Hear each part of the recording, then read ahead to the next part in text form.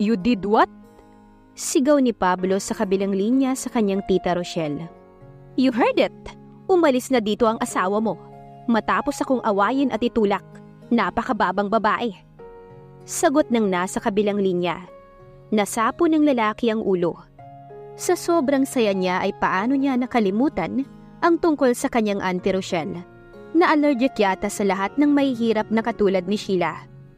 Well, his father, the late Don Miguel de Leon, has a soft heart for common people. Kabaliktaran naman ito ang mas nakababatang kapatid. Rochelle has always been pro-rich.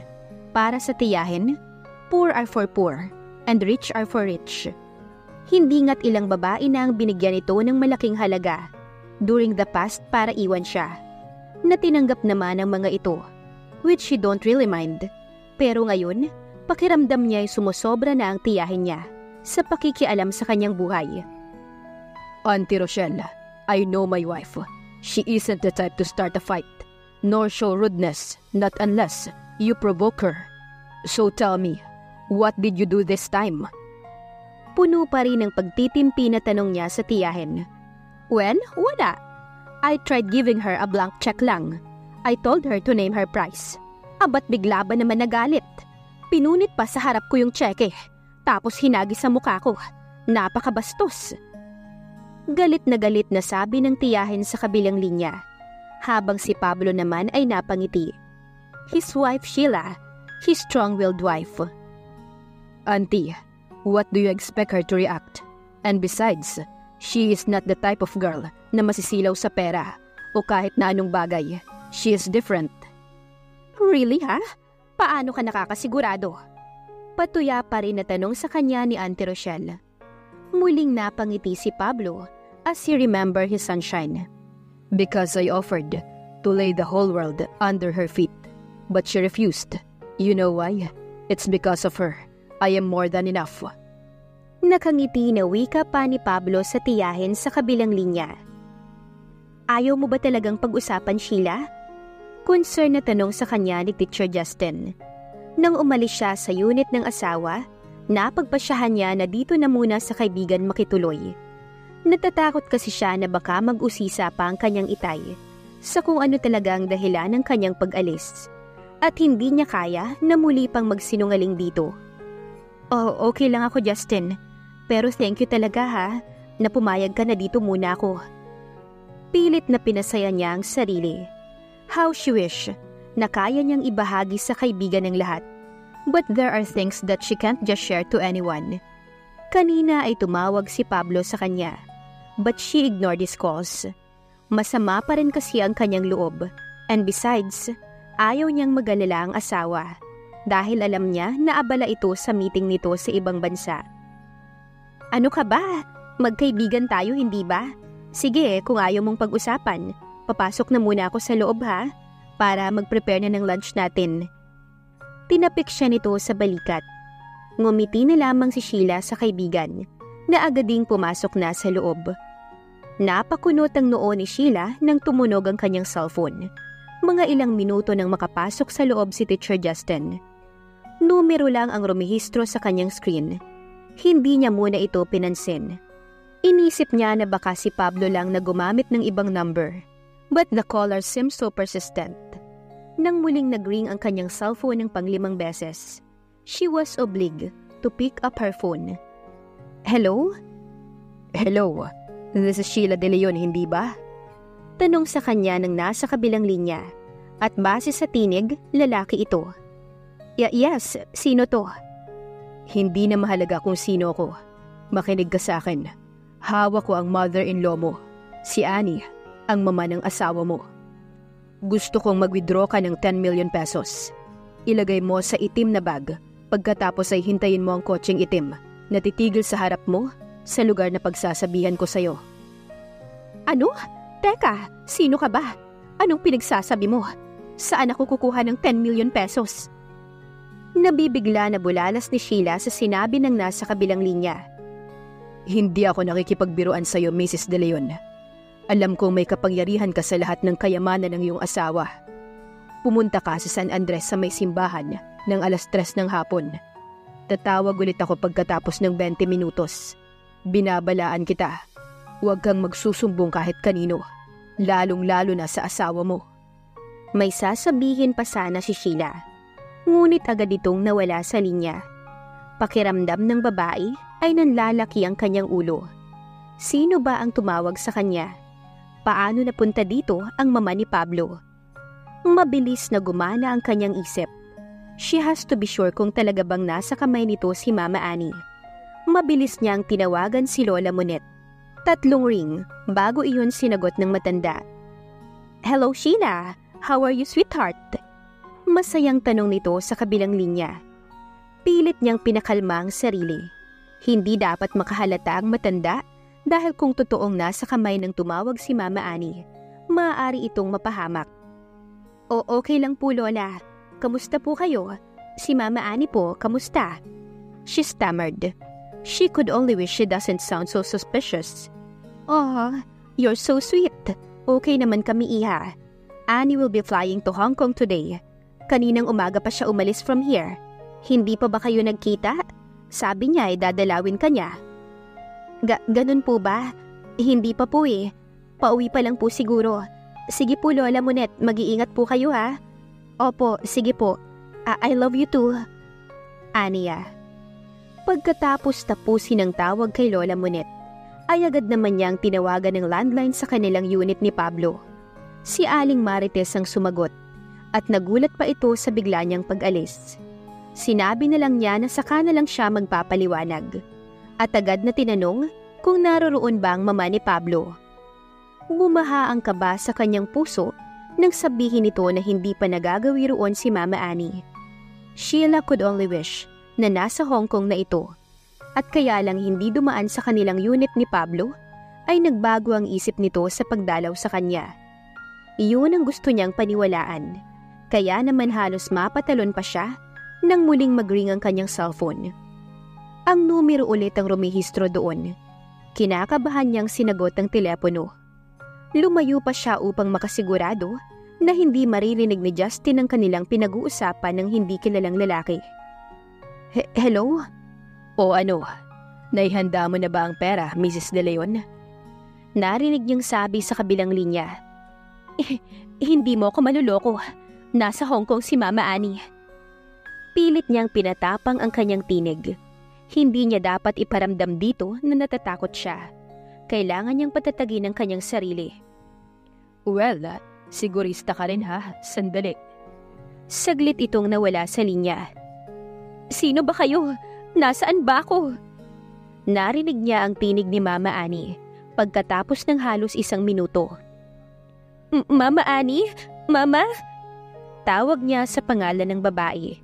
Ngayon ay hindi na talaga niya maiwasan na makaramdam ng takot. Kung gayon, totoong nasa kamay nito ang mama ng asawa niya. Oh, may duda ka pa ba, Mrs. De Leon? Muli niyang narinig ang tinig ng lalaki. Please, huwag niyo siyang sasaktan. Gagawin ko ng pinapagawa niyo. Just be sure na hindi niyo siya sasaktan. Pagmamakaawa niya sa kabilang linya, narinig niyang tumawa ito. Hahaha, good. 3:00 sa tapat ng San Andres Church, Mrs. De Leon. At tatandaan mo, wala kang pagsasabihan. Yun lang, at muli na naman itong nawala sa linya. Sandaling nag-isip si Sheila. Pilit pinapakalma ang sarili. Tatawagan ba niya si Pablo o hindi? Pero kilala niya ang asawa. Kapag sinabi niya dito ang gustong mangyari ng lalaking tumawag, sigurado siya na agad itong uuwi sa Pilipinas at babaligtarin ang buong bansa. Makita lamang ang ina nito. She checked the time. 1:30 na. She only has an hour and a half. Dagli siyang pumara ng taxi na magulo pa rin ang isipan. 10 million pesos. Nakakakilabot isipin. Meron ba talagang ganun kalaking pera si Pablo? Papayag ba ang bangko na ibigay sa kanya ang pera na kailangan? Mga tanong na nasa kanyang isipan hanggang sa marating niya ang bangko ng asawa na nasa Makati rin. She inhaled habang nakatingin sa napakataas na building. Pilit niyang nilalabanan ng nararamdamang takot. Hindi ngayon ang oras para magpatalo siya rito. Pinuno niya muli ng hangin ang puso niya at lakas loob na pumasok sa bangko. Binati niya ang isa sa mga teller. Alanganin siyang ngumiti. Miss, pwede ko bang kausapin ang manager niyo? Tanong niya rito. May I know kung anong kailangan niyo, ma'am? Nakangiting tanong sa kanya ng teller. Magwi-withdraw sana ako. I can do the transaction for you. Miss, I will withdraw 10 million pesos. Halos pabulong niyang sabi sa babae na agad namang napaawang ang bibig. Ma'am, okay, wait here. Nasabi ng teller nang tila matauhan sa pagkakagulat. Pumasok ito sa isang pinto. Halos 10 minuto lamang itong nagtagal doon. Nang lumabas ito ay may kasama ng lalaking naka-Amerikana at isang babaeng naka-corporate attire din. Itinuro siya ng teller sa mga ito. Agad tumayo si Sheila nang makitang papalapit sa kanya ang dalawa. Good afternoon, ma'am. I am the manager. I've heard from our teller that you want to talk and see us. Yes, I want to withdraw from my husband's account. Ah, I see. May I know who is your husband? Pablo De Leon. I am the wife of Pablo De Leon. And just like a magic word, parang bigla ang naging pagbabago ng ekspresyon ng mga ito. Dali-dali siyang inimbita ng mga ito sa loob ng opisina ng manager. Ang babae na naka-corporate attire ay inalok siya ng maiinom na magalang naman niyang tinanggihan. Ang manager na lalaki ay saglit na nagpaalam. Mga ilang minuto ay muli itong bumalik at may mga ilang papel na pinapirma sa kanya. Hiningi din ito ang kanyang ID bago muling nagpaalam. Si Sheila naman ay parang hinahabol ang paghinga sa sobrang kaba. She unknowingly bit her lower lip. Ganoon talaga kasi siya kapag kinakabahan. Pagkalipas lang ng 15 minutos, ay muli itong nagbalik. This time, may dala ng isang itim na bag na inabot sa kanya. Nang tignan niyo ni Sheila, naroon sa loob ang pera. Napalunok siya nang makita ang bungkos-bungkos na pera. She never seen such money in her whole life, only now. Kung gusto niyo po, bilangin niyo muna, ma'am. Upod ng tamis na sabi sa kanya ng manager, maging ng babaeng naka-corporate attire na nakilala niyang assistant manager. Hindi na, thank you. Tumayo na si Sheila at binuhat na ang bag na naglalaman ng pera. Thank you, ma'am. It's our pleasure to serve you. Mr. Pablo De Leon is a very important client. Sana po he will continue choosing our bank. Tinanggap niya ang pakikipagkamay ng mga ito bago nagmamadaling lumabas at tumawag muli ng taxi. Nagulat pa siya nang biglang tumunog ang kanyang cellphone. Nang tignan niya kung sino, si Pablo iyon. Hindi malaman ni Sheila kung sasagutin o hindi. Pero sa huli, ay napagpasyahan niyang sagutin ito. Pablo? 10 million is enough. Malamig ang boses na tanong nito sa kabilang linya. Natigilan si Sheila. Kung gayon, alam nito. Pablo. It's okay, Sheila. I could have given you more kung nahintay mo ang supposedly divorce natin. I hope na makatulong sa iyo ang pera na yan. My only regret is, hindi ako nakinig sa Auntie Rochelle ko. I thought you're different. I thought. Napapikit si Sheila. Gusto niyang sabihin dito na mali ang iniisip nito sa kanya. Gusto niyang sabihin na para ito sa mama niya. Pero kung gagawin niya yun, baka mapahamak ang ina nito. Oo, this is more than enough. Sapat na to para sa lahat ng hassle na nangyari sa buhay ko dahil sa contract na to. Pagkuway pagsisinungaling ni Sheila. Sheila, minahal mo ba ako? Please, sabihin mo. Kakalimutan ko to. Kung kailangan mo ng pera, I will give you more, please. Pablo's voice is full of pain. It's also hurting her. She bit her lips para pigilan ang pag-iyak na nagbabantang lumabas mula sa kanyang lalamunan. Kailangan niyang tiisin ng lalaking pinakamamahal niya para na rin sa kaligtasan ng ina nito. Goodbye, Pablo. She immediately ended the call. Doon pa lang siya umiyak ng umiyak sa kabila ng labis na pagtataka ng taxi driver. Eksaktong 3:00 nga ng hapon nang pumarada ang itim na sasakyan sa tapat ni Sheila. Tinted ang bintana nito, kaya naman hindi niya maaninag ang nasa loob. Bumukas ang pinto nito Kaya naman dagli siyang sumakay doon. Nagulat pa siya ng babae ang makitang driver. A very young and attractive woman. "Dala mo yung pera?" Tanong nito sa kanya. Nandito. Nasaan si Mama Annie?" The girl giggled as if she is just hearing some girly joke. Mangani-ngani iyong sa bunutan ni Sheila. Kung hindi lamang niya napigilan ng sarili. Kailangan niya ang babae para madala siya nito kung nasaan ang mama ng asawa. So she has to keep her cool. "Makikita mo rin siya. I'll take you there." Yun lang ang sinabi nito. Pagkatapos ay hindi na muling nagsalita. Sa isang lumang building sila huminto. Sinundan niya ang babae na sumakay sa elevator. Gusto niya pa sanang magtanong, ngunit pakiramdam niya ay halos marinig na niya ang tibok ng kanyang puso. Sa rooftop sila ng building na iyon tumigil. "Han, nandito na siya!" Tawag ng babae. Nagpalinga-linga si Sheila dahil wala naman siyang nakikitang ibang tao bukod sa kanilang dalawa. Well. Pablo De Leon's queen is here. Otomatiko siyang napalingon sa pinanggalingan ng boses. Napakunot ang noo ni Sheila nang makita ang lalaki. Sigurado siya na ito ang kausap niya, pero hindi niya matandaan kung nakilala o nakita na ba niya ito. Sino ka?" Sigaw niya sa lalaki. Sinenyasan nito ang dalawang tauhan na umalis, kaya naman 3 na lamang sila na naiwan doon sa rooftop. Lumapit ito sa kanya. Nagulat pa si Sheila nang bigla siyang malakas na sampalin ng lalaki.